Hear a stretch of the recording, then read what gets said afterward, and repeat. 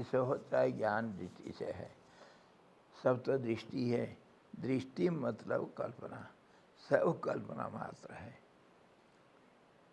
तो आप सवाल करेंगे तो फिर परमात्मा भी एक कल्पना मात्र है। इसके ऊपर हम बार बार विचार करते हैं। कोई नाम भी हो, चाहे परमात्मा हो जाए, तो वो परमात्मा जो नाम है वो तो कल्पना है, लेकिन उसका जो इनर मीनिंग, जो लक्ष्यार्थ है, वो तो वाच्यार्थ है, और वो लिटरल मीनिंग कुछ उसका और है। लेकिन उसका जब लक्ष्यार्थ होगा, वो किसको उद्देश्य करके बोला गया, उसको हम समझेंगे तो वो बेकार नहीं है, भावना नहीं है। नाम तो भावना है, नाम का जो लक्ष्य है वो भावना नहीं है, वो सच्चिदानंद है।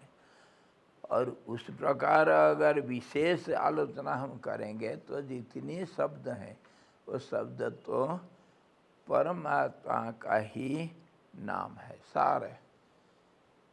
लाखों करोड़ों अरबों सब परमात्मा का ही नाम है, तभी तो परमात्मा सबके अंदर है करके हम मानेंगे। परमात्मा का नाम, और नाम के अंदर, नाम के अंदर छिपा हुआ है असलियत। और उसके लिए कितना उदाहरण हम देख लिए। जैसे लहरों में जल ही दिखता है देखने से, जैसे फल के छिलका के अंदर उसका रस छिपा हुआ है, वैसे ही नाम रूप के अंदर जो असली स्थिति है वो दिखता है विचार करने से। और व्यवहार के लिए तो नाम रूप है ही, और वो नाम रूप अगर व्यवहार करता हो तो वो सब केवल भावना मात्र है। और इस भावना का जो रूप और नाम हम देखते हैं संसार के रूप में, वो परमात्मा ही ऐसे दिख रहा है। और उसको जब हम समझ गए तब वशिष्ठ जी कहते हैं, मैं जो कहा था महारुद्र नाच रहा था और महाकाली नाच रही थी, वो भी परमात्मा का स्वरूप तो था, और एक कल्पना उसके ऊपर थोपा गया, थोपागा।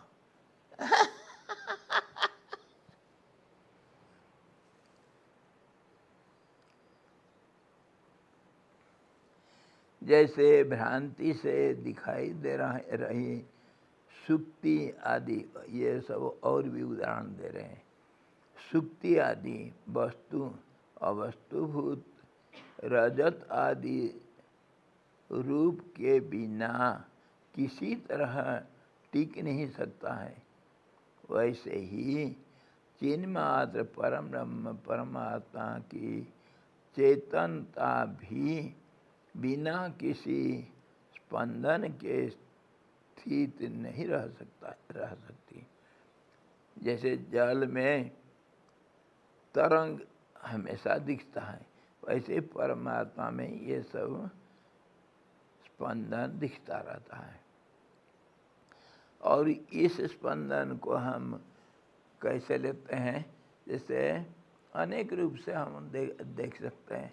स्पंदन तो नाम रूप हो गया, शब्द रूप हो गया, शब्द परमात्मा का ही विकास अथवा स्फुरण है।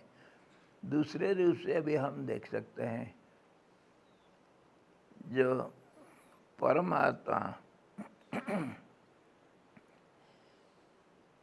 वह उसका जो स्फुरण है, स्पंदन है, वो सिर्फ नाम रूप तो है और वो उसी का प्रतिबिंब ही है। प्रतिबिंब जैसे सबका प्रतिबिंब पर छाया रहता है, ऐसे ही जिस जिस एक कुछ लिखित एक ड्राफ्ट का हम कॉपी कर सकते हैं, हजारों लाखों कॉपी निकाल सकते हैं, फोटोस्टेट निकाल सकते हैं। अगर कुछ नहीं निकाला तो क्या वो फोटोस्टेट उसमें नहीं है? बिल्कुल है। नहीं आए तो कैसे निकालोगे? तो नहीं निकलता हुआ भी है और निकलता हुआ भी है। दोनों स्थिति में उसमें वो मौजूद है।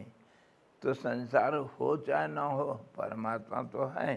और संसार अगर दिखाई दे रहा है फिर भी परमात्मा है, वो कहीं नहीं जा सकता है।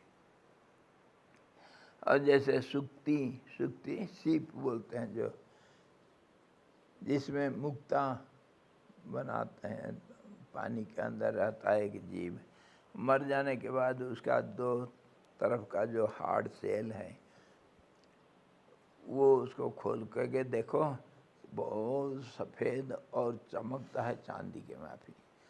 तो उसको कोई भी देखेगा तो चांदी का भ्रम हो सकता है। वो भ्रम उसी में सदा सर्वदा है। क्यों? कि उसका चमक और सफ़ेदपना से।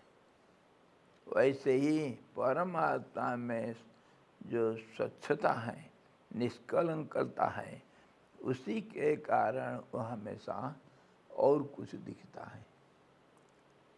ये उदाहरण दिए। उसके ऊपर एक कहानी सुनेंगे, आप बीती कहानी। एक बार यहाँ हमारा जो जहाँ कॉलोनी है, कॉलोनी जिसमें आप रह रहे हो, वो कॉलोनी नहीं थी। उसके पहले एक आश्रम था उधर। वो आश्रम वाले उसको किसी को बेच दिए तो वो चले गए इधर से। तो फिर वो कुछ मकान बना करके बिल्डर को बेचे थे, तो कॉलोनी बना दिया जिसमें अभी लोग रहते हैं। उसके पहले आश्रम था और गंगा जी के तरफ से ढालदार जमीन, थोड़ा कुछ पेड़ लता था, और उसमें एक मंदिर भी है, शिव जी का छोटा सा मंदिर है। और एक लाइन सब कमरे थे उत्तर के तरफ को। पूर्व में है गंगा, दक्षिण में भी कुछ जंगल वगैरह, और एक छोटा सा रास्ता अभी भी है गंगा जी को जाने के लिए। वहाँ का जो महंत थे, जो चलाते थे, वो कभी कभी नीचे भक्तों के पास चले जाते थे, शीतकाल में खास करके। तो वो जब जाते हैं, मेरी कुटिया तो ये पत्थर के ऊपर थी, तो वो मुझे सौंप जाते हैं, स्वामी जी आप थोड़ा आश्रम में आ जाओ और यहीं भोजन पानी बना लेना और थोड़ा आश्रम का देखभाल करना, क्योंकि एक गाय थी। तो वो गाय का देखभाल छोड़ करके जा नहीं सकते हैं, और तो ताला लगा सकते हैं, पर चौकीदार कोई चाहिए, आश्रम है। मुझे सौंप करके जाते थे। मैं अकेला हूँ। शीतकाल का चांदनी पूर्णमासी का रात, एक बार आधा रात को मेरे नींद खुली, लघु संगा जाना है। लघु संगा जाना है तो कहाँ जाना? उस समय इतना बाथरूम वगैरह का प्रचलन नहीं था। शौच जाना है तो कहीं जंगल में चले जाओ। लघु संगा जाना है कहीं थोड़ा दूर बाहर चले जाओ कहीं। तो एक जगह पर लघु संगा करने से बू आती है, कोई कहीं कर देता है, कुछ नहीं। कोई बुआ नहीं आती है। तो उस रात को मेरा नींद तो खुली मेरे तो फिर मैं गया इस तरफ, गंगा जी के तरफ थोड़ा झाड़ी था, तो उसी तरफ मुँह करके बैठ गया। जो ढालदार ढाल के ऊपर बैठ गया लघु शंका करने के लिए। और ख़ास करके जब शौच जाते हैं मैदान में और लघु शंका करते हैं, मन तो एकाग्र रहता है उस समय मन एकाग्र हो जाता है। तो उस समय और कुछ नहीं, आसपास का चीज़ों को देखते हैं। जैसे हम घूमने के लिए जाते हैं, आसपास का नज़र पड़ता है। तो चांदनी रात लघु शंका करने के लिए बैठा हूँ, इधर उधर देख रहा हूँ कैसे चांदनी चमक रहा है, बड़ा सुंदर साफ आसमान। और वो लगभग होगा वही आश्विनी कार्तिक, उस समय पूर्णमासी, चंद्रमा बड़ा साफ और बढ़िया रहता है, बहुत खूबसूरत दिखता है पूरा। तो देखते देखते मेरा नज़र गंगा किनारे चले गया, उधर कुछ चमक रहा था उसमें नज़र टिक गया, क्या चमक रहा है। तो फिर जहाँ से साफ दिखेगा, लघु शंका के बाद उठ करके मैं गया, उधर से देखा, चमक रहा है भाई। गंगा जल में तो चांदनी, जब चांद की किरण पड़ता है थोड़ा चमकीला होता है, रिफ्लेक्ट भी होता है, लेकिन ये तो बहुत चमकदार था, बिल्कुल तेज निकल रहा था।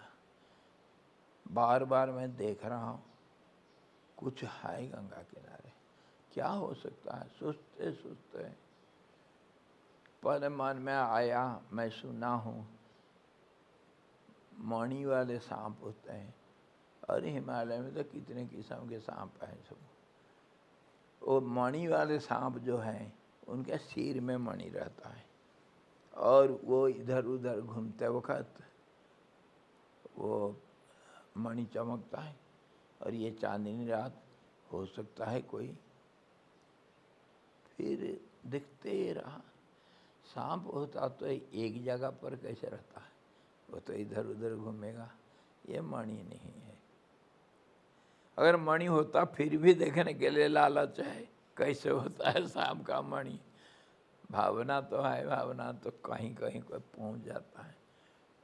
तो तर्क भी तर्क मन में चल रहा है, क्या हो सकता है। चमक को देख करके इसका पुलपटी क्या है, कारण क्या है कि इसलिए ये चमक रहा है। गंगा जल नहीं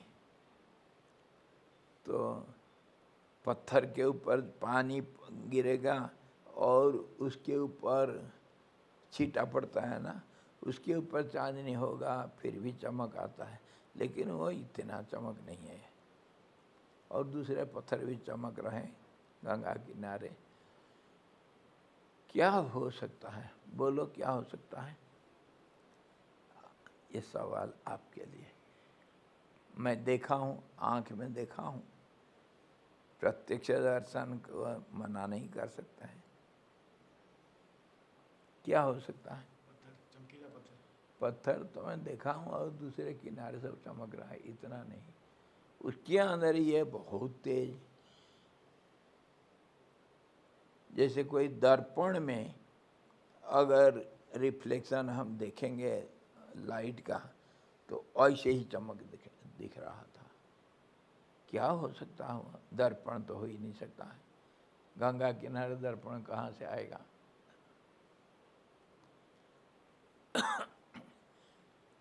कोई दिमाग में नहीं आ रहा है, नहीं आ रहा ना।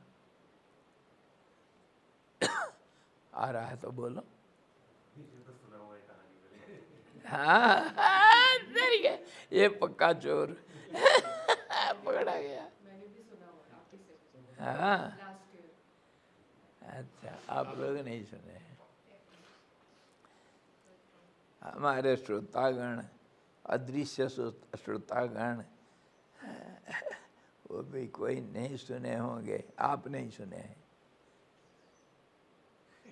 सुनो सुनो कहानी बच्चों, सुनो कहानी। तो मेरा मन को जब तक कोई सटीक उत्तर नहीं मिला तब तक तो मैं छोड़ता नहीं, जैसे भूत ऐसे ही जब तक नहीं मिला।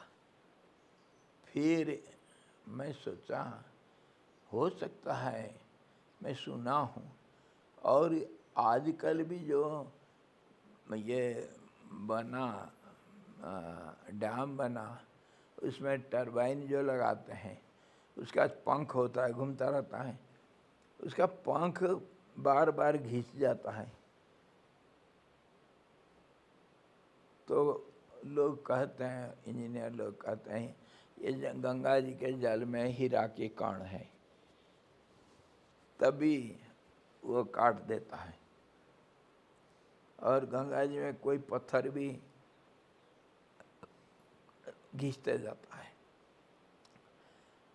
तो मेरे को भी लोग कथा सुनाई, मैं कभी सुना हूँ लोक कथा, पुराने गांव वाले कभी, बुढ़े लोग कभी बोलते हैं, सुना हूँ मैं कि गंगा जी में कभी कभी हीरा के टुकड़े बह करके आते हैं।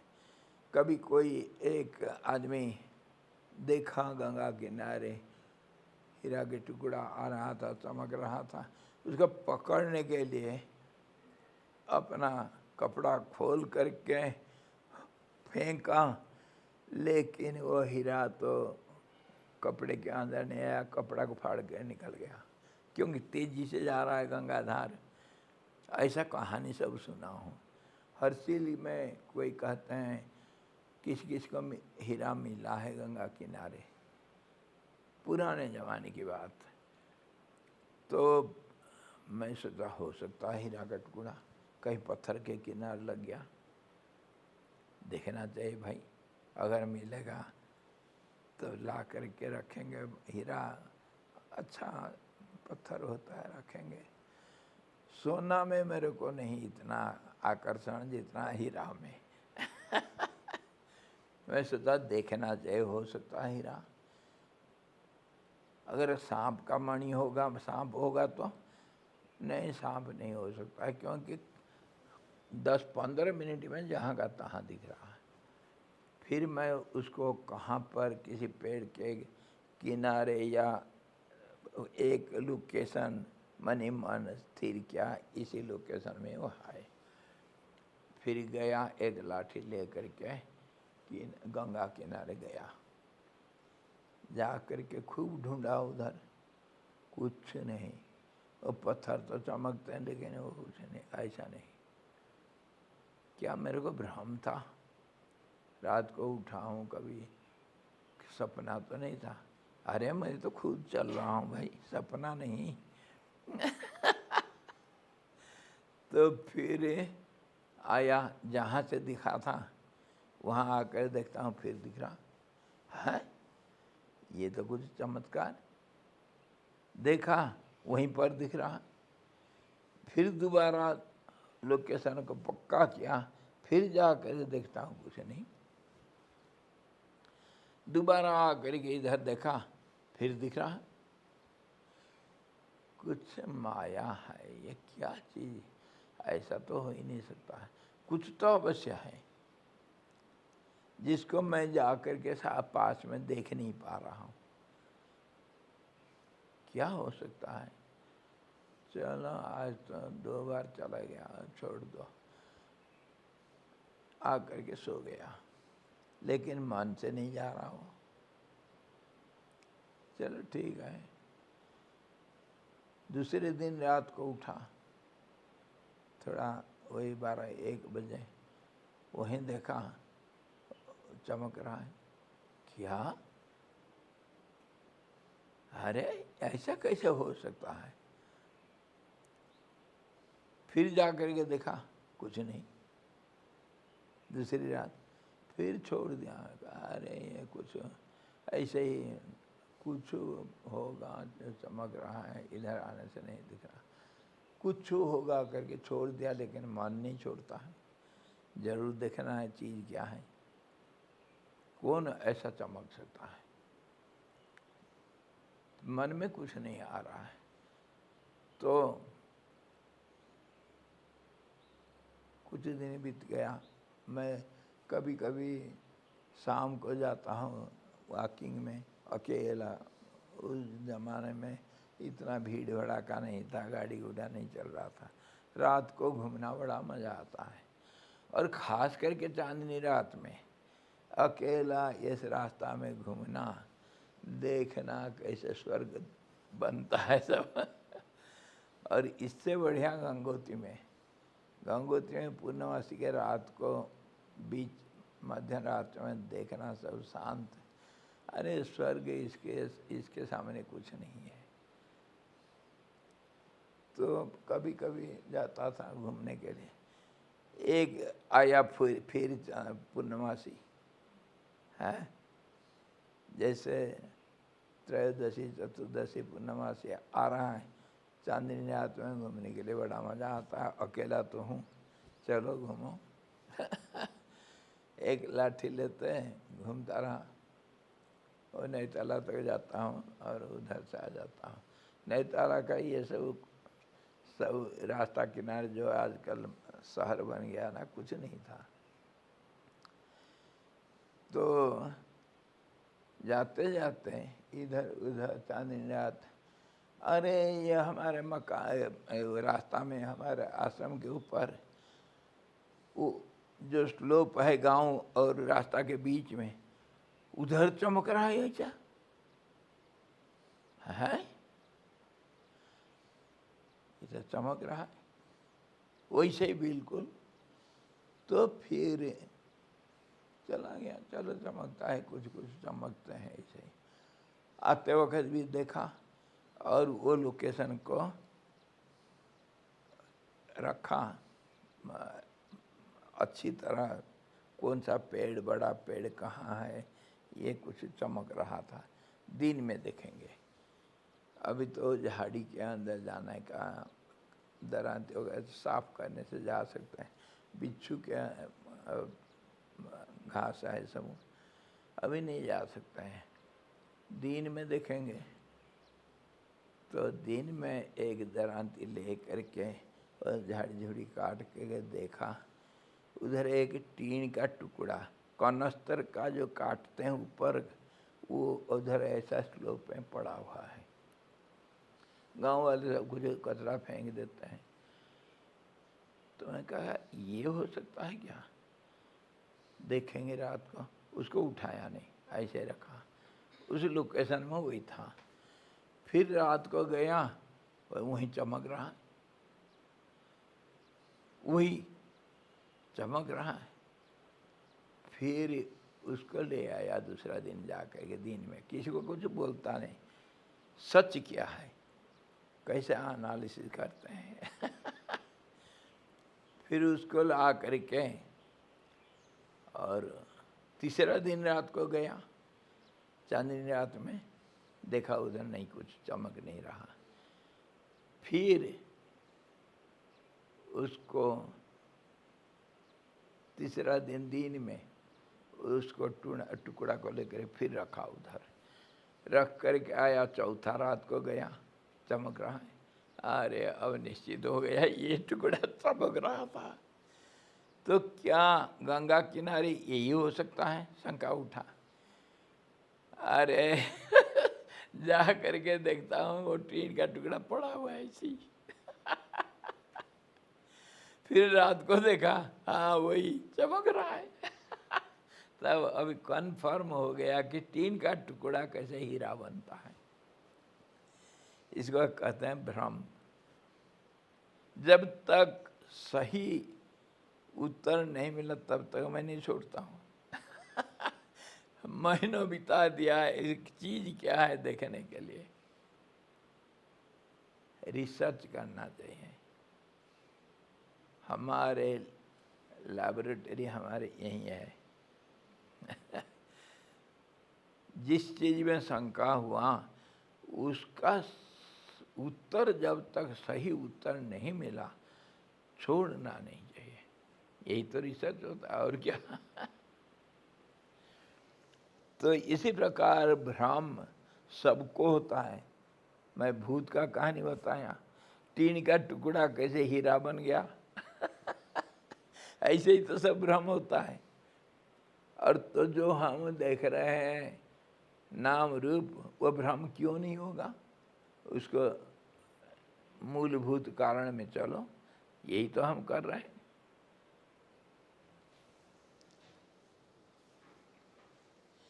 तो कह रहे हैं जैसे सीप सुक्ति, सुक्ति जैसे चांदी के फिर चमकता है, वैसे ही चिन्मात्र परम ब्रह्म परमात्मा की चेतनता जो है वह भी बिना किसी स्पंदन के स्थित नहीं रह सकता है। उसका चमक तो जरूर होगा, वो चमक ही उसका स्पंदन। ये जो टीन को चमकाने वाला कौन है? उसका जो चमकीला ऊपर जो रंग है वही तो है। नहीं तो कहीं जौं खाया हुआ टीन का टुकड़ा ऐसा चमकेगा थोड़ी। तो जौं खाया हुआ टीन का टुकड़ा और बिल्कुल नया टीन का टुकड़ा, इसको समझो नया टीन जैसे चांदनी रात में चमकता है, वो परम ब्रह्म शुद्ध ब्रह्म। और जो जौं खाया हुआ टीन का टुकड़ा, उसको सबल ब्रह्म मानो, वो नहीं चमकेगा, लेकिन है, दिखेगा। वो हमारे लिए दिन, जो जौं खाया हुआ टुकड़ा दिखता है, उसको हम दिन में देखते हैं, रात को नहीं। और ज्ञानी लोग चांदनी रात में भी वो चमक को देखते हैं, दिन में नहीं देखेंगे। जो अज्ञानियों का दिन, जो हमारा सबल ब्रह्म है, वो तो सही है अज्ञानियों के लिए, और ज्ञानियों के लिए वो कुछ नहीं, जंग खाया है। और रात को, जो रात को वो देखते हैं, उसको, उसी चीज को अज्ञानी लोग दिन मानते हैं, दिन में देखते हैं। और ज्ञानी लोग जो रात में नहीं देखते हैं, दिन में नहीं देखते हैं, मतलब दिन उनके लिए रात है, ज्ञानी लोगों के लिए वो, अज्ञानी लोगों के लिए वो दिन है। ठीक उल्टा। तो बिना किसी स्पंदन के स्थित नहीं रह सकती वो जो चेतनता है, शुद्ध पवित्र जो परमात्मा। क्योंकि भ्रांति के स्वभाव का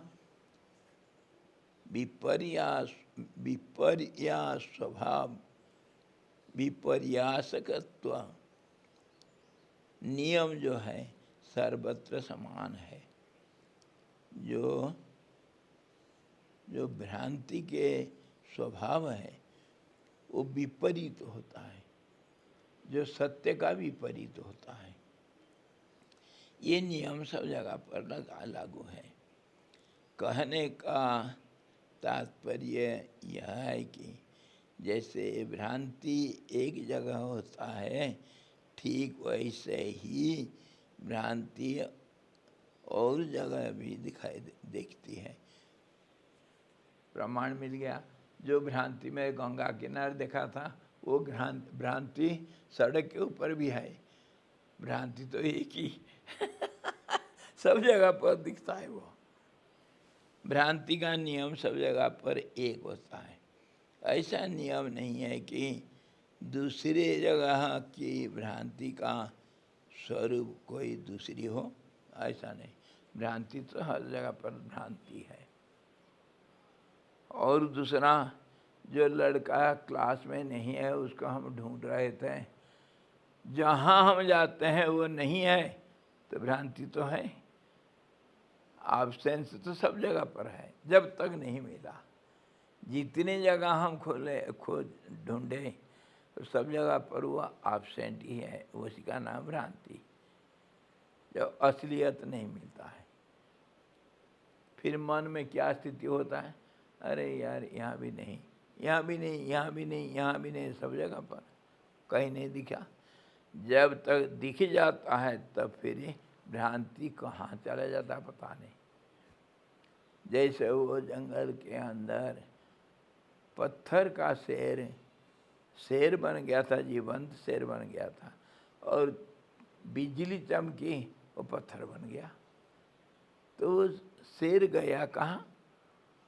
वो भ्रांति का आना जाना, दिखना नहीं दिखना, उसके लिए कोई कारण नहीं, भ्रांति का कोई अंत नहीं समझ, अंत नहीं, कोई आदि भी नहीं। इसीलिए तो माया अनादि और अनंत कहा गया। उसका कोई शुरुआत नहीं, कहाँ से आया वो भी कोई नहीं बोल सकता है, और कहाँ गया कभी नहीं जाएगा, वो सब जगह पर है। अनादि और अनंत, उसका कोई नियम नहीं होता है। और जो स्वच्छता का नियम है, हम देखे हैं, चमकेगा वो। जितना स्वच्छता, आप जैसे रात को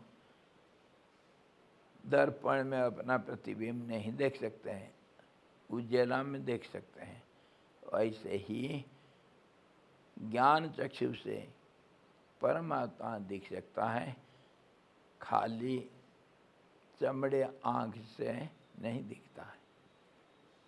चमड़ा आँख तो सीमित है, इसी को कहते हैं अंधकार, बहुत कम दिखता है।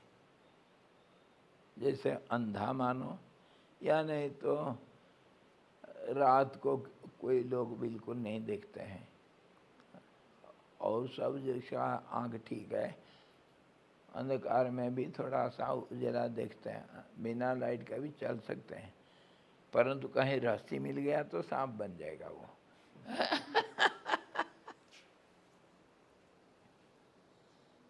इसीलिए जैसे सुवर्ण कटक, क्यूर आदि आकारों से सुशोभित होने वाले अलंकार रूप से स्थित होता है, वैसे ही सद्रूप चेतन ब्रह्म ही अपने स्वभाव से रुद्र रूप धारण कर स्थित है। रुद्र भी है वही, महाकाली भी वही है, और दुनिया का नाम रूप वही है, सृष्टि वही है, स्थिति भी उसी का नाम, और संहार भी उसी का नाम। तो इसी के ऊपर हम जब पहला 3 प्रार्थना करते हैं, जस्माद क्या,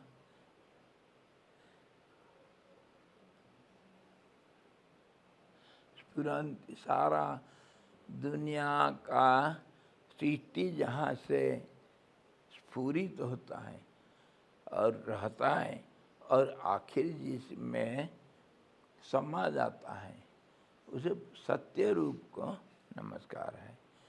दूसरा श्लोक में हम कहते हैं कि जो ज्ञान, और ज्ञान मतलब त्रिपुटी का ज्ञान, दृष्टा, दर्पण, दर्शन और दृश्य, तीनों जिससे स्फुरित होता है, और जो तीनों उसी में लय हो जाता है, उस ज्ञान रूप ज्ञप्त्यात्मा, जो चेतन आत्मा, उसको नमस्कार है।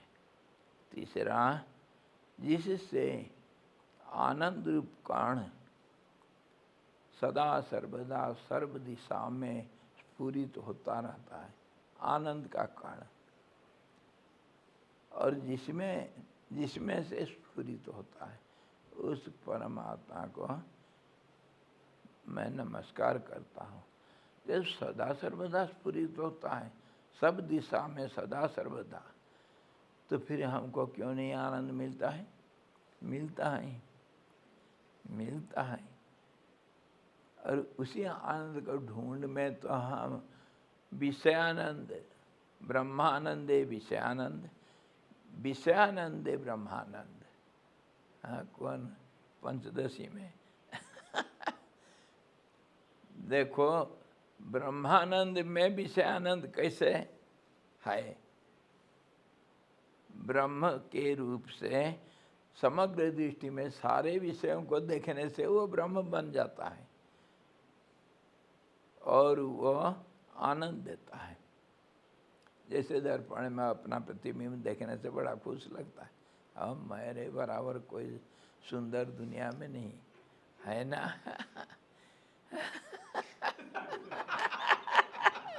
है ना?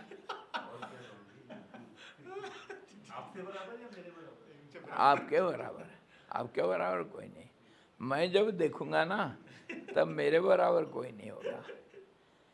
आपका काले काले दाढ़ी और बाल कितने सुंदर लगता है, मेरे सफ़ेद सफ़ेद दाढ़ी कितने सुंदर लगता है और वो सोचेंगे मेरा आधा काला आधा सफ़ेद दाढ़ी कितने बाल कितनी सुंदर लगता है। तो देखो तो ऐसा कोई पेंटिंग भी नहीं कर सकता है ना? अब देखो अब क्या बोलेंगे मेरे बराबर छोटा बाल इस ढंग से जैसे दबा हुआ है ऐसा किसी का नहीं होगा दुनिया में तेरी के सबको अपना सौंदर्य सबसे बढ़ चढ़ करके होता है।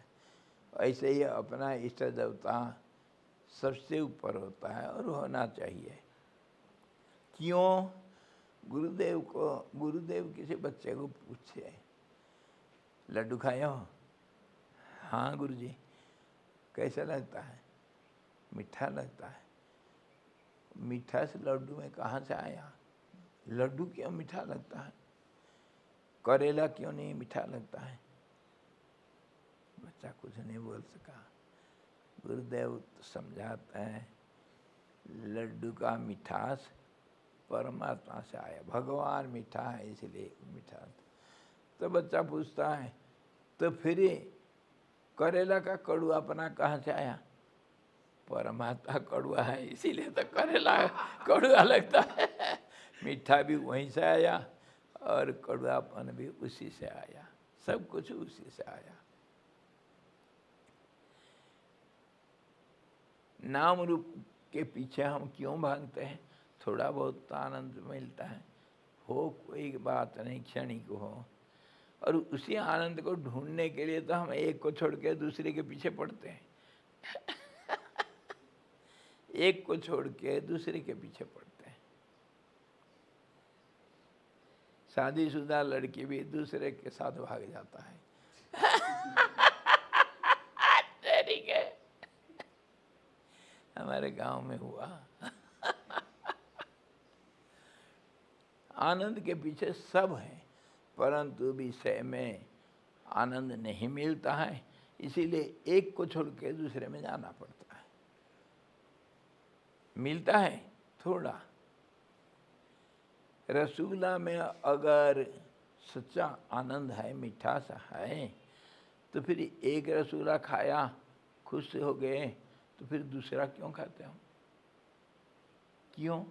क्योंकि तृप्ति नहीं उसमें, तृप्ति रुपया मिठास नहीं है उसमें।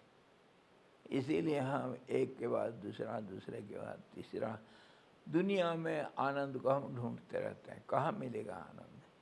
सब आनंद के ढूंढ में है, लेकिन हम बाहर ढूंढते हैं, ये नहीं जानते हैं कि बाहर का जितना जो कुछ है वो सब अंदर से निकला है। अंदर उसका एपिसेंटर है एपिसेंटर अर्थक्वेक का कहाँ है वो? है? वो है हृदय रूपी आकाश में, वो सेंटर सबका है। थोड़ा सा है अंशभूत, लेकिन हम उसको बाहर ढूंढते हैं। अगर अंतर्मुखी कोई हुआ, बाहर नहीं जाता है मन, हृदय में स्थिर हो गया, तो फिर वो आनंद अणुरणीयान महत्वमयान बन जाता है। वो अणु भी बड़े से बड़े विराट आकार ले लेता है, वही परमात्मा है। इसी रूप से हम संसार में भी आनंद को पाते हैं। और ये आनंद कहाँ मिलेगा? दो के बीच में, संध्या। इसीलिए संध्या वंदन करना चाहिए। दो के बीच में देखना क्या चीज़ है। दो के बीच में दो चीज़ रहता है, दो के बीच में भी दो चीज़। एक तो मैजिकर तो देखे ना आप,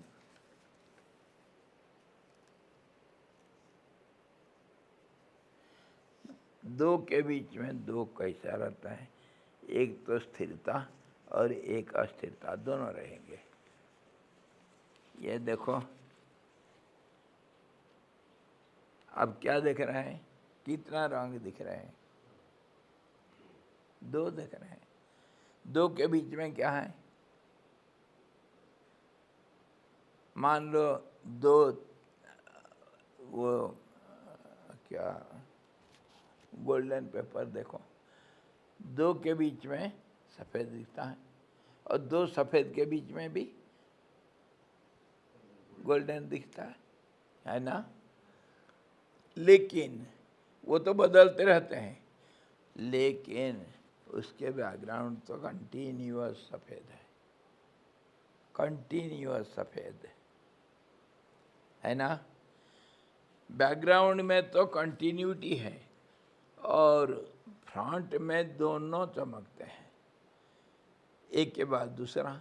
दो के संधि में एक बराबर दिखता है। संधि में एक तो डाउट है, ये कहाँ से आया, और एक जो देखेगा उसका बैकग्राउंड को, वो कंटिन्यूस सच्चाई को देखेगा। ये तो ऐसा दिखेगा, ये तो आसानी है समझने के लिए। दो अंगुल के बीच में दो कैसा है? एक तो इसके बैकग्राउंड, और बैकग्राउंड में कंटिन्यूएशन है। और जब दो अंगुली दिखाई पड़ता है तो हमेशा शंका है। शंका क्या कि कौन कैसे, उनका जो कंपैरिजन हमेशा बदलता रहता है।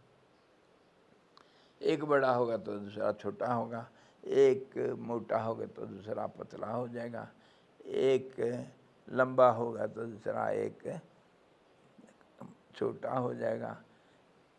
ऐसे ही हमेशा शंका, वो शंका दोनों के बीच में दोलायमान है, दो के बीच में दोलायमान झूला खेलता है, वो स्थिर नहीं। उसी को कहते हैं हम शंका अथवा प्रश्न। इसीलिए संसार में प्रश्नों का कभी नहीं अंत होता है, और परमात्मा में कभी शंका उठता ही नहीं। बैकग्राउंड जो सफ़ेद देखे उसमें कोई शंका नहीं। तो कहने का मतलब यह है कि परमात्मा बैकग्राउंड के रूप में, सबका आधारभूत रूप में, सबके अंदर तो है जो दिखता नहीं हमेशा। और दो को हम देखते हैं तो दो में शंका सदा सर्वदा रहता है। इसमें आनंद है या दुख है? आनंद और दुख के बीच में है वो सदानंद है। विषय का आनंद इस प्रकार दिखता है। जो ब्रह्मानंद का ही कण है उसी को हम कहते हैं स्फुरन्ति सीकराजस्मात् आनंदस्य अंबरे बनो। सब जगह पर अबन्यु, धरती पर, आकाश में, सब जगह पर वो आनंद ही आनंद है। लेकिन वो कण कण रूप में स्फुरित हो रहा है। एक हम उदाहरण देते हैं, जब शाम के टाइम पश्चिम दिशा में जो खिड़की है, सूर्य अस्त वक्त सूर्य का किरण खिड़की के अंदर से घर में आता है ना? वो किरण के जो बीम आता है, एक आलोक अंदर के घर के अंदर पड़ता है, उसको देखो तो क्या दिखेगा? धूल के कण जो खाली आंख को नहीं दिखता है, बहुत बारीक धूल के कण, उसको कहते हैं त्रस रेणु। त्रस रेणु घर में वो धूल के कण सब जगह पर हैं, पर हमको नहीं दिखता है। जैसे वायरस चलता है, वो हमको दिखता नहीं। कोरोना आ गया अभी सावधान, मास्क पहनना। तो होता है क्या, वो जो कण है दिखता है, मान लो आनंद का कण है, तो फिर जब सूर्य अस्त हो जाता है, वो कण कहाँ चला जाता है? दिखता है क्या? दिन में भी नहीं दिखता तो रात के अंधेरा में क्या दिखेगा? तो इसी प्रकार वो कण तो है सब जगह पर। तुम कुछ मत करो, कोई चीज रख दो कहीं पर, 15 दिन महीना भर के बाद देखे ना मेरे टेबल के ऊपर कैसा धूल का जमा हुआ है। मैं साफ नहीं करता हूँ, क्योंकि इस पेपर सब इधर उधर कर देते हैं ये सब। मैं खुद कभी टाइम होने से साफ करता हूँ उसको। वो धूल आते हैं कहाँ से? है धूल आसमान में। जैसे अभी आसमान में जल के कण है, तभी तो इतना धुंधला दिख रहा है। ह्यूमिडिटी सब जगह पर है, दिखता नहीं। तो ऐसे ही ये जो परमात्मा का जो आनंद के कण सब जगह पर फैला हुआ है, कहीं एब्सेंट नहीं है, लेकिन उसको हम शब्द रूप में देखते हैं अथवा नाम रूप के अंदर देखते हैं, लेकिन वो सच्चा क्या है उसको हम खोज नहीं करते हैं। है वो कभी अनुपस्थित कहीं नहीं हो सकता है।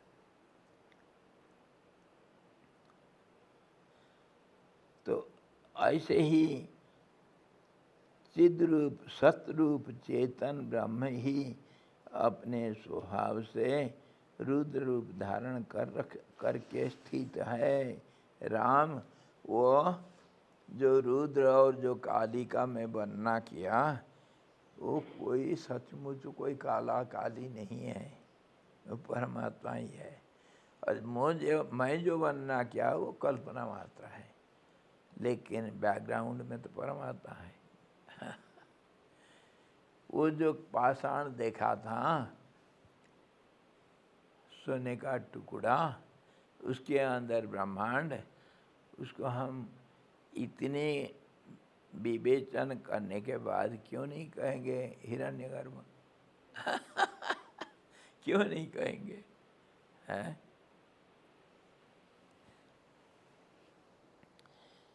जो चेतन है, जिसमें चेतनत्व अवश्य स्वभावतः है, वह स्पंद धर्म वाला होता ही है, क्योंकि अधिष्ठानता स्वाभाविक होती है, इसमें कोई संदेह नहीं। सोना जो है वो सदा सर्वदा चमकेगा। उसके ऊपर मिट्टी धूल वगैरह पड़ गया तो चमक तो नहीं रहेगा, पर सोना कहीं नहीं जाएगा। गोल्डन बावेल और हमारा थोपागा मिलरप्पा सोना तो है अंदर, पर मैला पड़ गया पाप के रूप में, पर पीड़ा के रूप में मैला पकड़ लिया, और उसी को रगड़ रगड़ करके गुरु लोग साफ करते हैं, फिर वही वो गंदा वो चमकेगा। फिर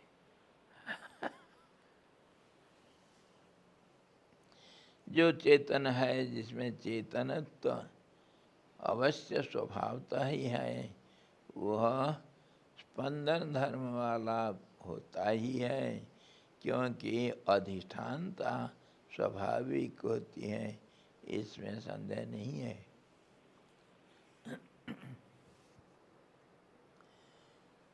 जो इस चिदघन का, चिदघन मतलब ठोस, जिसमें और किसी चीज नहीं है, निष्कलंक ब्रह्म को चिदघन कहते हैं। चिदघन का स्पंद है, वही इस भगवान शिव का स्पंद है। जो स्पंदन से मेरा भावनाएं जागृत हुआ, वही परमात्मा का स्पंदन है, वही वो महारुद्र का भी स्पंदन है। स्पंदन तो एक ही होता है, मतलब विषमता। वही हम लोगों के सामने अपनी वासनावश नित्य रूप से विराजमान होता है, वही नाचता है। वो महाकाल महारुद्र वहाँ सृष्टि के अंत में नहीं नाचा, सृष्टि में ही हर पल में नाच रहा है वो। उसी को कृतांत भी कहते हैं, काल भी कहते हैं।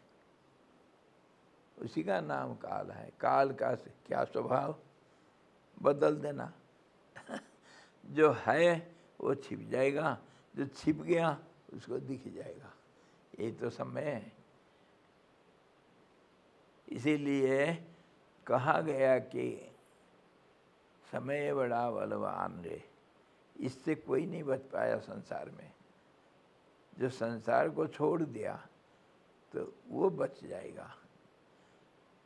तो संसार में हमारे पिता माता जी हैं या नहीं हैं? पिता माता जी संसार के अंदर हैं और बच्चा भी संसार के अंदर है। तो क्या माँ का और बच्चा का नाता को तोड़ दिया जाए? ये सवाल उठता है ना? संसार है सब। संसार को मारो गोली, लगाओ आग, है क्या करे? नाता तो टूटता ही है ना स्वामी। है नाता तो टूटता ही है, कोई भी नाता हो टूटता तो है। तो उसका हमेशा के लिए तोड़ दें क्या? संसार में आग लगाना मतलब हमेशा के लिए त्याग, संन्यास जिसको कहते हैं। सन्यासियों को कोई लोग ऐसा भी डिफाइन करते हैं क्या, कैसे? जबकि गीता में कहा त्यागात शांतिरनंतरम, त्याग करते ही शांति मिलेगी। तो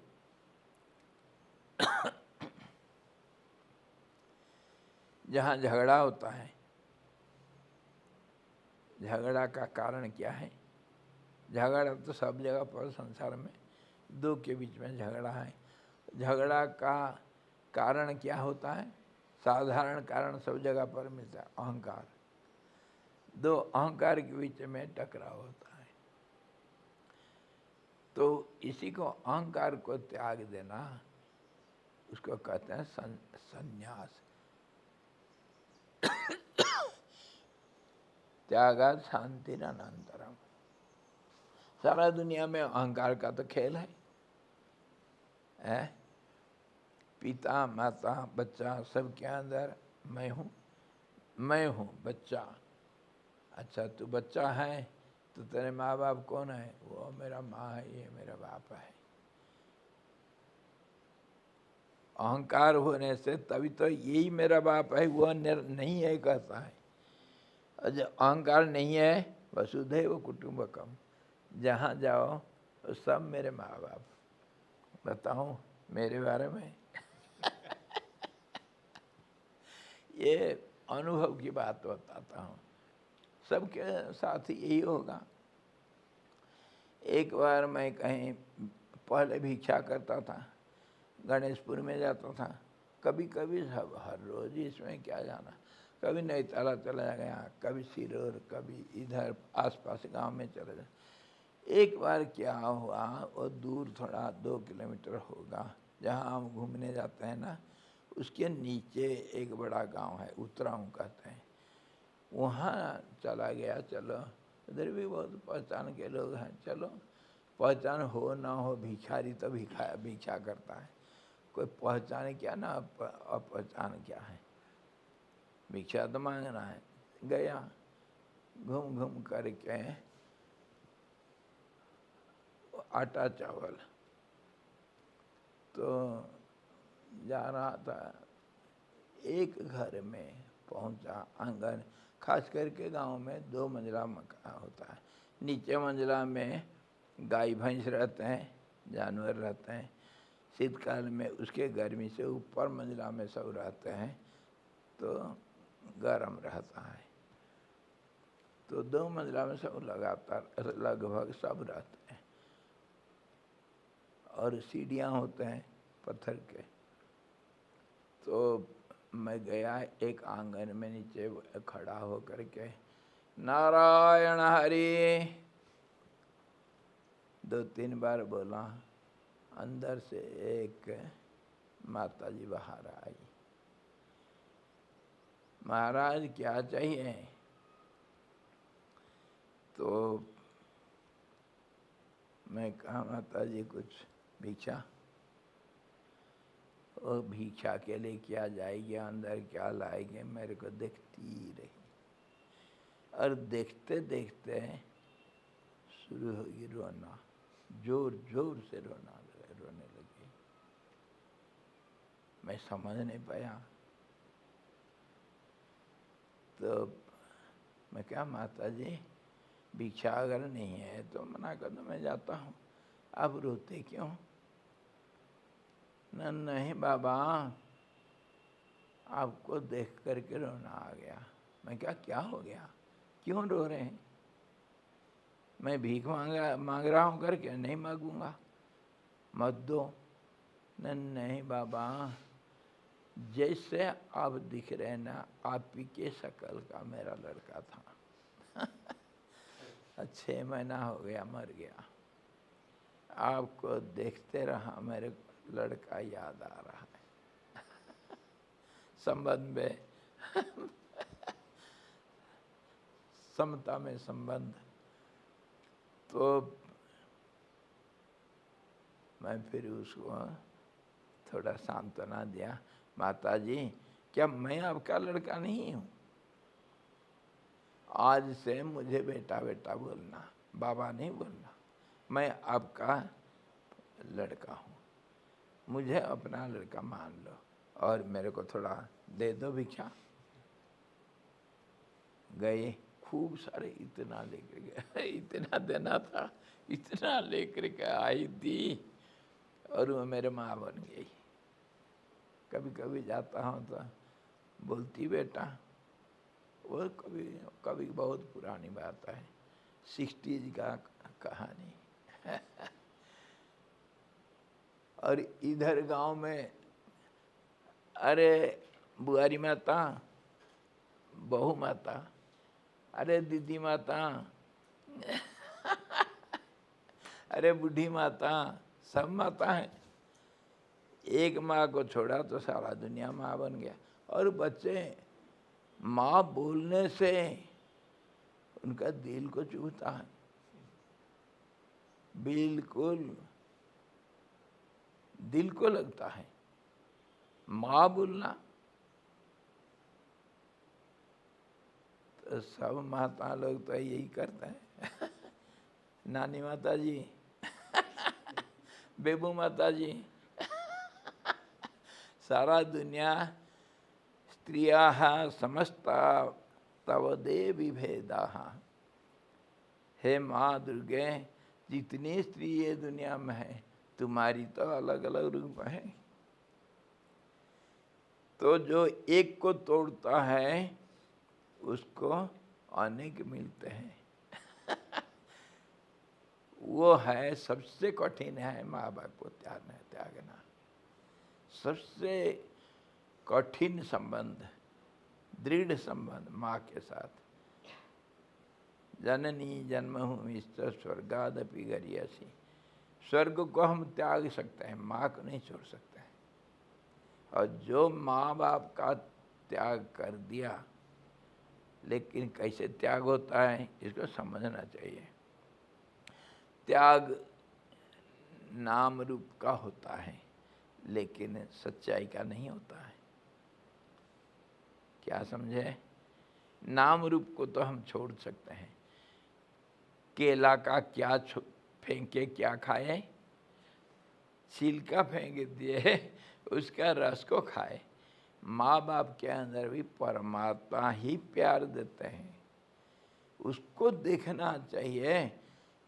अरे माँ का जो हड्डी मांस का, पिताजी का जो हड्डी मांस का शरीर क्या हमेशा रहेगा? माँ मर जाने के बाद क्या वो माँ का नाता टूट जाता है? कभी नहीं टूट सकता है, और टूट नाता है। तभी तो हम कहे तो तमेव माता से पिता तमेव।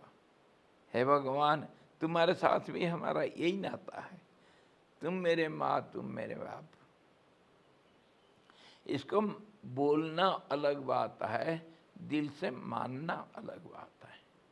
मान लिया तो माँ बाप का शरीर का जो रूप को त्याग दिया, प्यार नहीं त्यागा, और नाता नहीं तो त्यागा। इस नाता को भगवान के साथ जोड़ दिया, नाता को नहीं तोड़ सकते हैं। जो कह सकता है दिल से तमेव माता च पिता त्वमेव, तो तुम्हारा कितना बाप कितना माँ है? भगवान तुम्हारे बाप है या हड्डी मांस का शरीर तुम्हारा बाप है? बोलो। हड्डी मांस तो मर जाएगा, पर नाता नहीं मर सकता है। तभी तो 7 पीढ़ी तक पूर्वजों को हम पिंडदान देते हैं, नाता को बनाए रखने से। और वो नाता इसीलिए बनाए रखना पड़ता है कि आदमी को समझना चाहिए वो नाता पितर लोगों से नहीं, वो हैं क्या। जब मर गया तुम्हारे 7 पीढ़ी तक वो एक ही जगह पर रहेगा तुम्हारा पिंड खाने के लिए? वो नाता रहता है। जैसे ड्राफ्ट तो रहेगा हमेशा, उसका कॉपियाँ जो कोई लो, कॉपियों में वही मैटर रहेगा, नाता। मैटर जो है वो सब में एक ही है, पर रूप बदल गया। एक तो था ओरिजिनल और एक था डुप्लीकेट। जब कहीं जाते हैं हम विशेष काम के लिए, ओरिजिनल देना पड़ता है। नौकरी में, मिलिट्री में ओरिजिनल देना पड़ता है, वहाँ कॉपी नहीं चलेगा। तो इसी प्रकार हम सारा संसार को त्याग देना, मतलब सारे संसार का नाम रूप को त्याग देना, लेकिन नाता नहीं तोड़ना। वसुधैव कुटुंबकम तभी हो सकता हो, सब महात्मा सुदुर्लभ। कोई करोड़ में एक होता है जो सारा दुनिया को अपना मान लेता है, वो दुर्लभ होता है। करोड़ों में एक कोई निकलता है। इसी प्रकार हम यहाँ कहाँ फंस गए? वो कण, आनंद के कण सब जगह पर हैं, लेकिन हमको दिखता नहीं, अंधेरा है। जब सूरज का किरण पड़ेगा उसके ऊपर तब दिखेगा। ज्ञान रूपी आलोक जब पड़ेगा तब दिख जाएगा।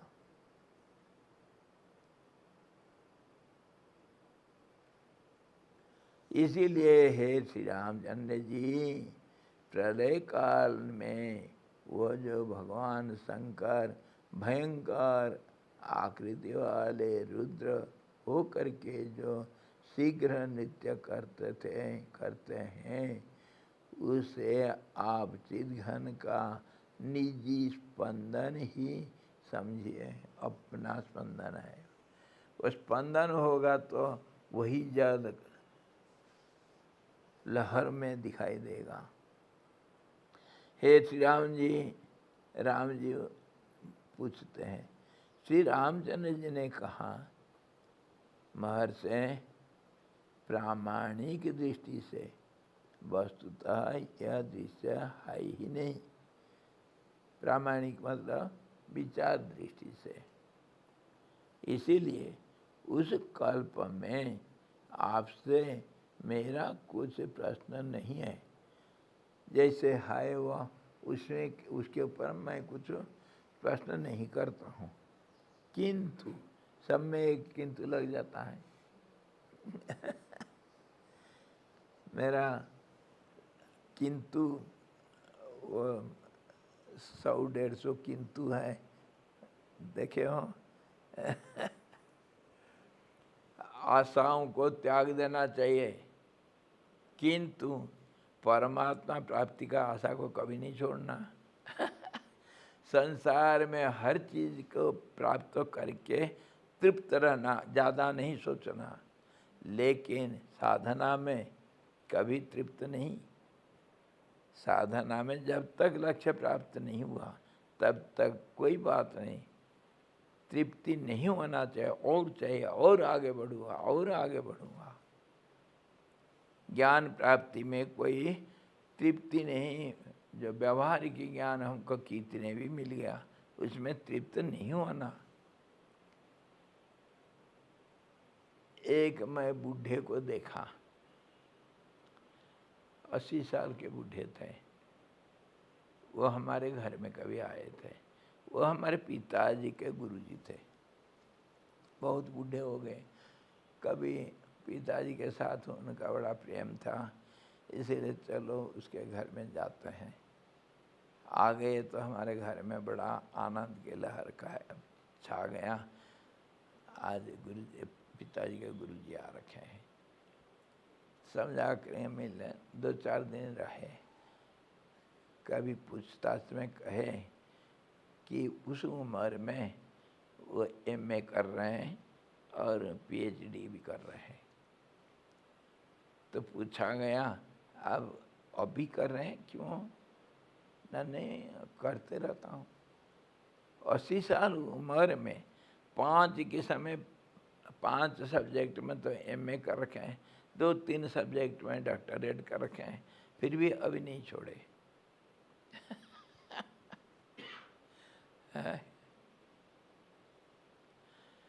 तो ये रिलेटिव नॉलेज, इसका कोई अंत नहीं। परंतु जब तक परमात्मा का ज्ञान प्राप्त नहीं हुआ, जो स्थिर रहेगा, जिसमें हमेशा तृप्ति ही तृप्ति, संतोष, संतोष को अमृत कहा गया। संतोष अमृत तृप्तानम यत् सुखम शांत चेतसाम। वो तृप्ति से मन शांत हो जाता है और संतोष मिलता है। अभी तो ब्रह्म निर्वाणम समः समधिगच्छति। तो वो तो संसार में नहीं मिलता है। इसीलिए इसको त्याग करके वो तृप्ति होना चाहिए, संसारिक तृप्ति नहीं होना चाहिए। लेकिन नहीं, संसार में तृप्ति हो जाना चाहिए, अधिक नहीं चाहिए। जो है सो हो गया, बहुत हो गया। लेकिन ये तृप्ति परमात्मा प्राप्ति तक कभी कभी नहीं छोड़ना। सब में एक लेकिन है। लेकिन क्योंकि संसार बना है अब पेयर से अपोजिट से। तुम तेल देख करके उसका सिक्का नहीं मान लेना, लेकिन हेड को देखने तक छोड़ना नहीं है। क्या पता ये नकली होगा असली होगा। छोड़ना नहीं चाहिए। तृप्ति है, जरूरत है, संतोष, लेकिन हमेशा नहीं। जब तक लक्ष्य प्राप्त नहीं हुआ तब तक संतोष नहीं करना चाहिए। ऐसा हर चीज में एक लेकिन है, हर चीज में। तो ये कह रहा है, देखो राम जी कह रहे हैं, परमार्थ चिंतन से जो आप कहे और वो ब्रह्मांड का जो कल्पना रूप था, उसमें मेरा कोई सवाल नहीं। लेकिन लेकिन ये जो संसार दिख रहा है मेरे को, ये क्या कल्पना हो सकता है? इसमें तो शंका है। उसको, क्योंकि वो आपका कल्पना था, उसको मैं कल्पना के रूप में मान लिया, पर ये तो मेरा कल्पना थोड़ी है, ये तो आंख देख रहा है।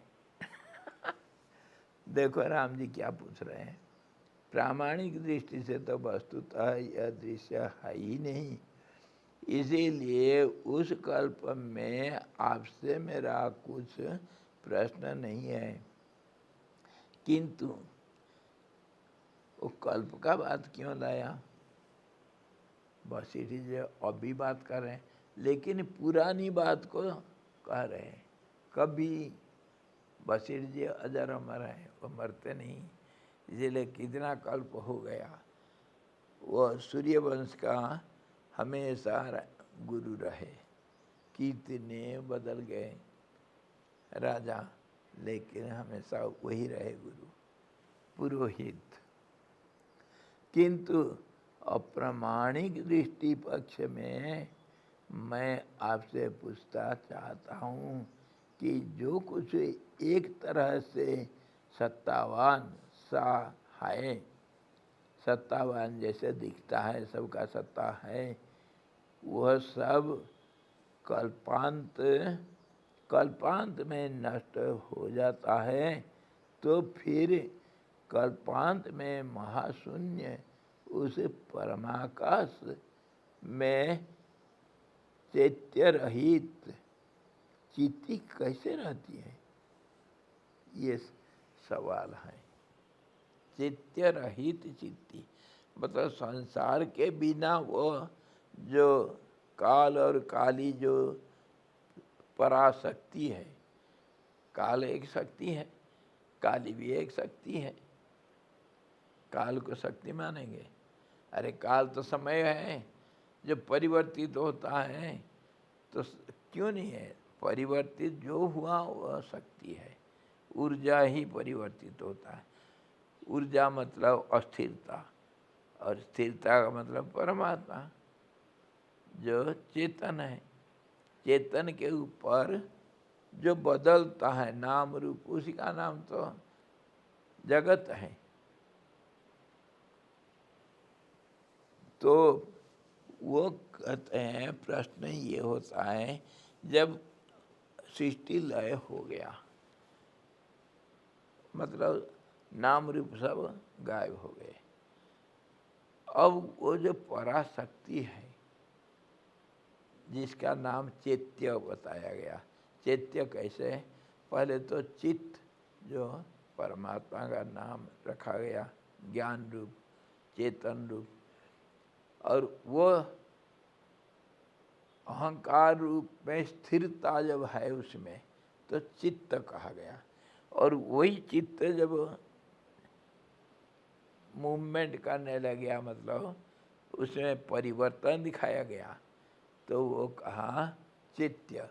मतलब चित्त के बाद अहंकार और बुद्धि, मन और शरीर, प्राण, कर्म, इंद्रियां, ये सब चैत्य है। सब कुछ चैत्य है। और बीच में चित्ती है। चित्ती शक्ति, जब शक्ति संचालित तो होगा तभी उसका नाम शक्ति। जब बिजली चलेगा तभी तो उसका नाम पावर है। बिजली नहीं चल रहा है, सब कुछ है, तो उसको शक्ति कहेंगे क्या? आज बिजली नहीं है, पावर कट हो गया, पावर कट हो गया, यही तो कहेंगे। पावर नहीं है, परंतु और उसका जो चलने से जो चीज़ हम देखते हैं वो तो है।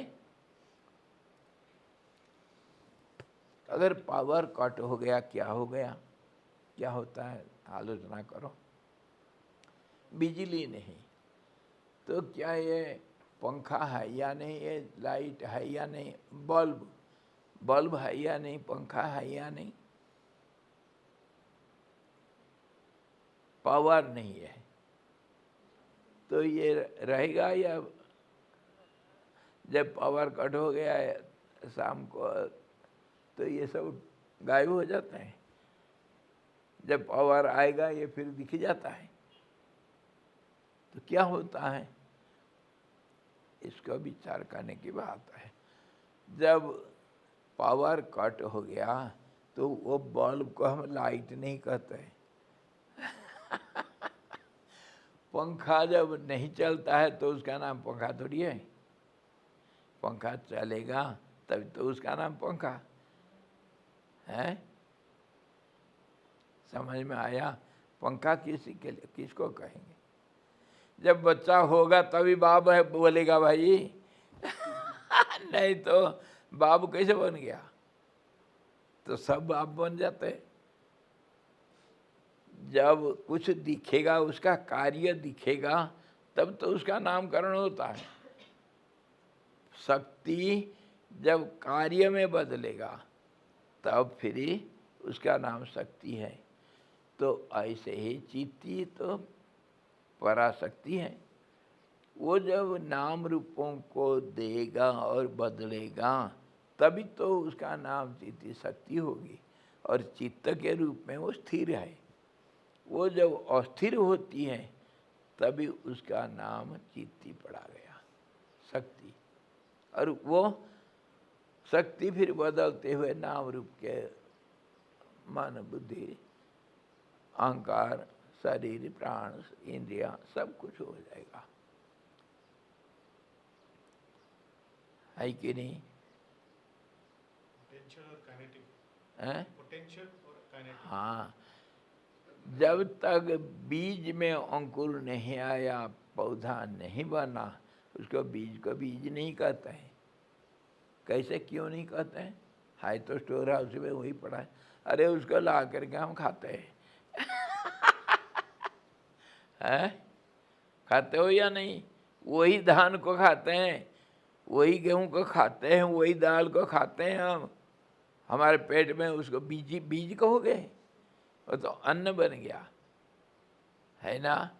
जब वो अंकुर आएगा उसमें तब वो बीज है कि नहीं? वही चीज दूसरा नाम लेता है एक परिवर्तन के बाद। नाम रूप कैसा दिया जाता है? रूप तो है, बीज का रूप है, पर नाम बीज तभी पड़ेगा जब अंकुर आएगा, नहीं तो वो खाद्यान्न। वो बीज नहीं है। इसीलिए बीज के लिए अलग रख देते हैं। उसका नाम बीज है, वही चीज हम ले करके खाते हैं। तो कहने का मतलब वही शक्ति जब स्थिर हो जाता है वो परमात्मा का रूप है, जिसमें सारे परिवर्तनशील नाम रूप सब कुछ है। और वही जब बदलने लग जाता है तब उसका नाम शक्ति पड़ेगा। तो इसीलिए कहा गया चित्ती या जो माया कहा गया, उसका स्थिरता जो अव्यक्त है वो परमात्मा स्वरूप है। और जो व्यक्त हुआ, जो दिखाई दिया, चल पड़ा, तो वो संसार रूप बन गया। तो उसी को ये कह रहे हैं चैत्य। चैत्य मतलब शक्ति का विकास, शक्ति का संचालन, चैत्य हुआ। और वो चित्त के रूप में कैसा? चित्त के अंदर स्थिर शक्ति है, चित्त के अंदर। और वो जब चल पड़ा, नाम तो पड़ा चित्ती, पर काम हो गया चैत्य, है ना।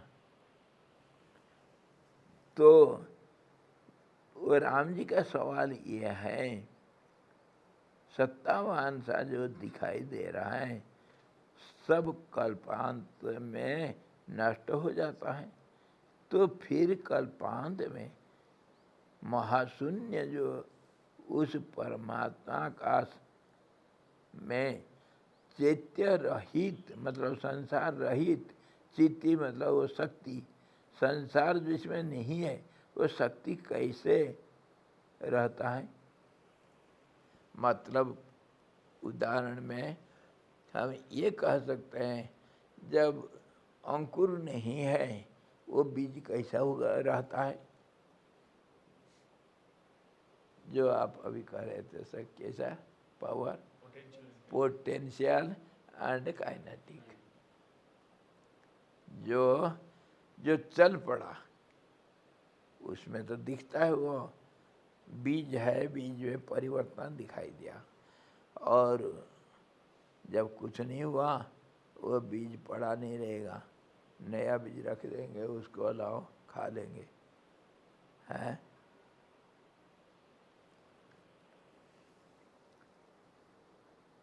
वो उसका बीज रूप नहीं रहेगा। तो आश्रय के अभाव में चेतयिता कैसे रहता है? आश्रय के बिना, मतलब ये ऐसा कह रहे हैं, अगर अंकुरोद्गम का नहीं है तो वो पेड़ बीज के अंदर कैसा रहेगा? यही है सवाल। चैत्य मतलब जो परिवर्तनशील नाम रूप है सब संसार, संसार मान लो पेड़ को, जो बीज का विकास हुआ वो अगर सब चला गया, अंकुर नहीं है और पेड़ भी नहीं है, तो बीज कैसा रहेगा?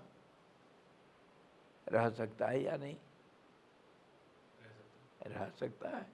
जब बीज रहता है बिना अंकुर का, तो फिर वो काली और काल जो शक्ति रूप है वो परमात्मा के कैसे नहीं रहेगा?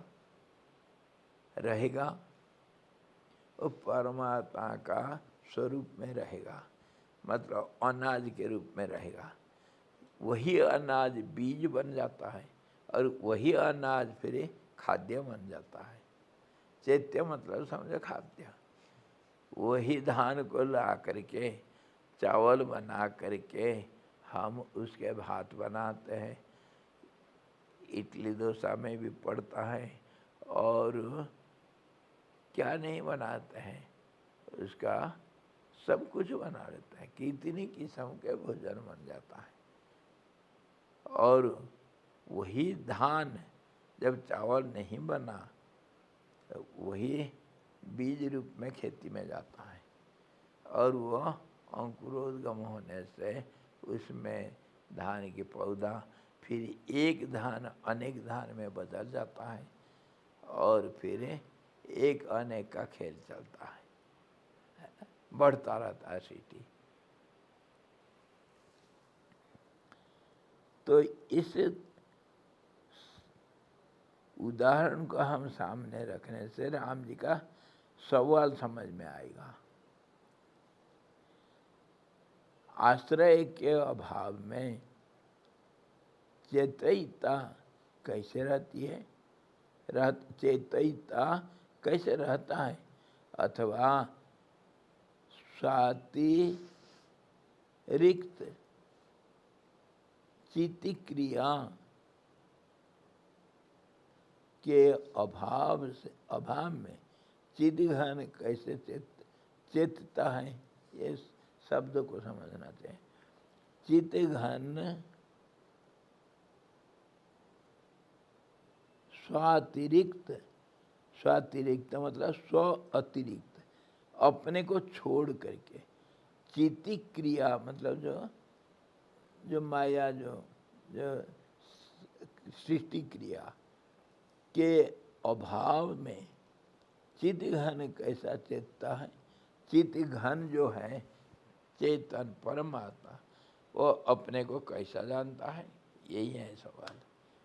जब संसार का कोई नाम निशानी परमात्मा में नहीं है, वगैरह संसार नहीं, संसार को हम खत्म कर दिए, कल्पना कह करके कल्पना को भी स्थिर कर दिए हैं, तो फिर वो चैतन्य कैसा रहेगा?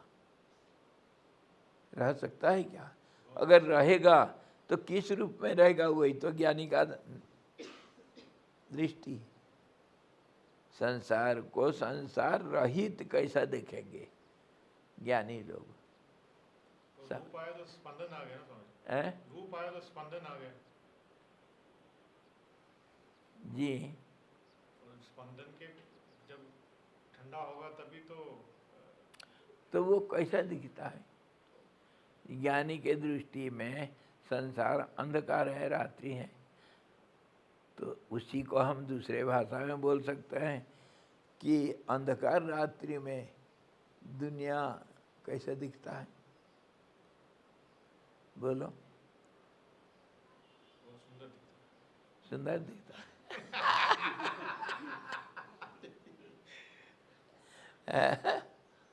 बहुत ही अच्छा।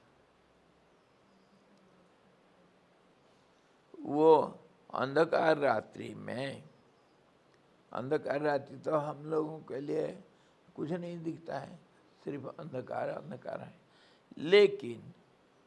लेकिन सब में वो सियाल, वो उल्लू, आउल्स और सियाल, ये वन्य जीव सब रात को चलते हैं, निशाचर। उनको कैसा दिखता है भाई? हमको तो कुछ नहीं दिखता है, परंतु उनको तो दिखता है ना। देखना अंधकार आलोक की बात नहीं, आपका आंख में कितना शक्ति है। दृष्टि, दृष्टि सृष्टि कहा गया इसीलिए।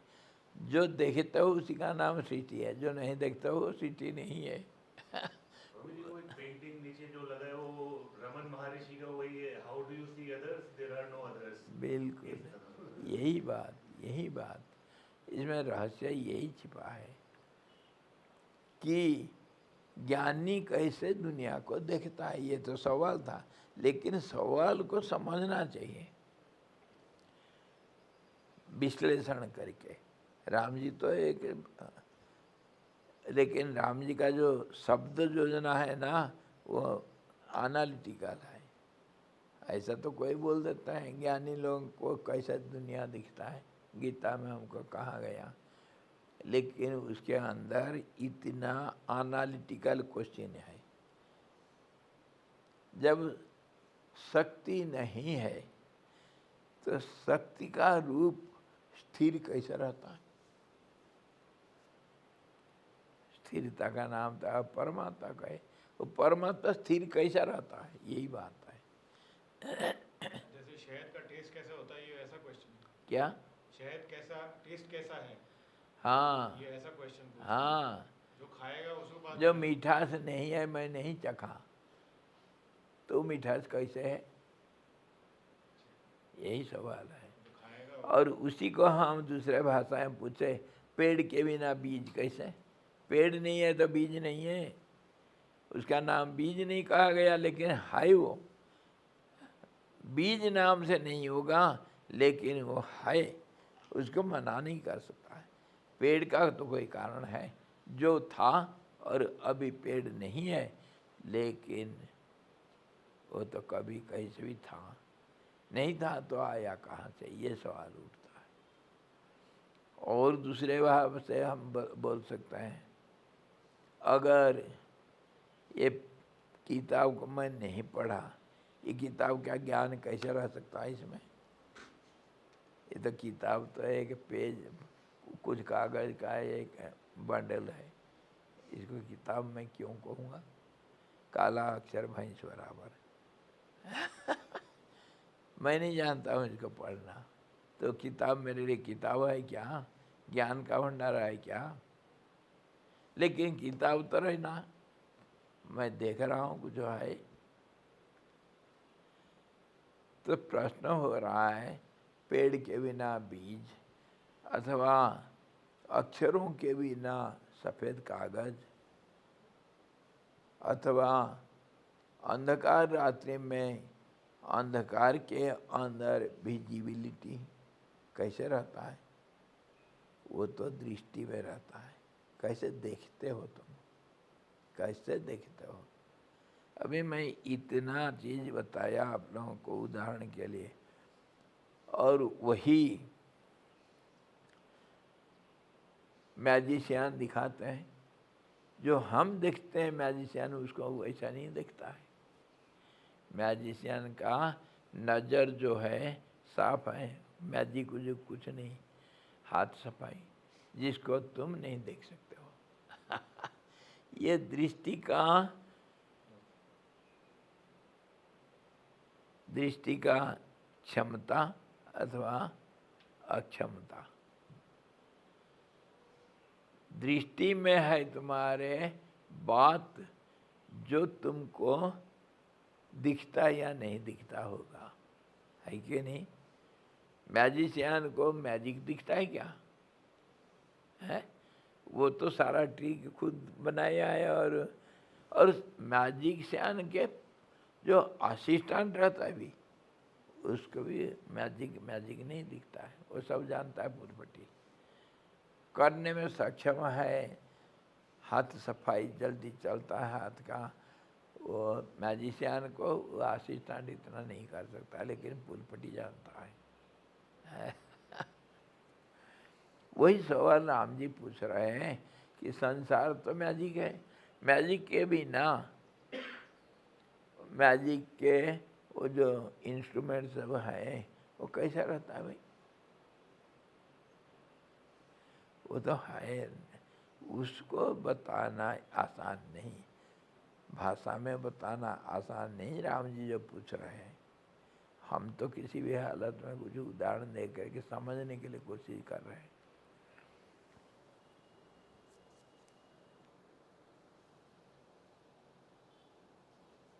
ये कैसे संभव हो सकता है? यदि आप यह कहें कि उस समय न रहते हुए भी दृश्य को अविद्या दिखला देती है, इसीलिए उससे त्रिपुटी की सिद्धि हो सकता है, तो इस पर भी मेरा सभी ने यह निवेदन है कि सर्ग और प्रलय में विशेषता ही क्या रहती है? रही फिर दिखना नहीं दिखना, उसमें क्या रह गया? जो दिखता है वो नहीं रहता है, क्या विशेषता रह गया? जो नहीं है, जो दिख जाता है। तो मैजिक में क्या विशेषता रह जाएगा? मैजिक हम क्यों कहेंगे? वो पूछते हैं जब संसार नहीं रह गया तो उसका आधारभूत हमको तो दिखता नहीं, इसीलिए हम उसको क्यों माने, कैसे देखें, मानेंगे? वो कैसे रहता है जो नहीं दिखता है? बीज के अंदर पेड़ नहीं दिखता है, वो रहता कैसे? यही सवाल है। कोरा कागज में इतने सब कैसे रहता है? एक बार हम दिए थे ना कोरा कागज के ऊपर ऐसे लिख करके लाओ। बहुत ब्लैंक पेपर कि इतने सब अलग अलग सब लिख करके लाए थे। ब्लैक पेपर हो गया टाइम और थोड़ा। इसका विशेषता ही क्या रहती है फिर? क्योंकि अचेतित चित्त क्रिया शून्य सर्व जगत घटित रुद्र और देवी के शरीर में उस नृत्य की किस तरह संभावना नहीं की जा सकती? किसी भी हम संभावना नहीं कर सकते। तर्क उठा, वो कह दिए कल्पना मात्र है, लेकिन राम जी पूछते हैं ये हो ही नहीं सकता है, हो ही नहीं सकता है। ये इसको मान नहीं रहे, शंका कर रहे। भाव यह है कि एक समय में द्वैत और ऐक्य की भावना कदापि नहीं हो सकता है। सवाल ये है दोनों चीज इकट्ठे कैसे रहता है? इसके ऊपर कल विचार करेंगे। सवाल को आज समझाना, दो चीज कैसे रह सकता है? तो वशिष्ठ कहेंगे कल, हम इसका उत्तर कल देंगे, लेकिन थोड़ा सा आप लोगों को थोड़ा सा एक हिंट दे देते हैं। मैं कर्नाटक में, बेंगलोर में ज़्यादा कर जाता हूँ और सब जगह घूमता हूँ। बच्चे लोग बड़े नम्र, विद्यार्थी लोग बड़े नम्र, बड़े सुशील होते हैं। अरे तुम खाना खाए हो? क्या माने? क्या समझे? मैं पूछा किसी बच्चे को, भोजन किए हो? क्या समझे? करते हैं ना नहीं बच्चे लोग? साउथ में तो करते हैं।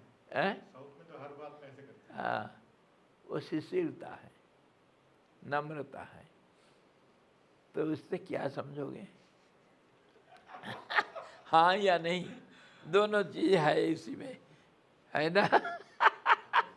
हाँ भी है, नहीं भी है, जो समझा समझो।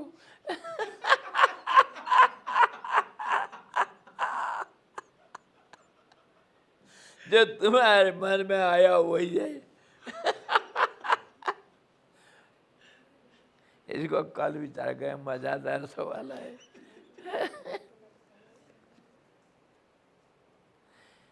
अगर हीरा नहीं मिला तो वो क्या मिला तुमको? चमक तो है। वो चमक आया कहाँ से? है? मुझे कोई ऐसे बोलता है तो मैं फिर ऐसे बताता हूँ, तो कहता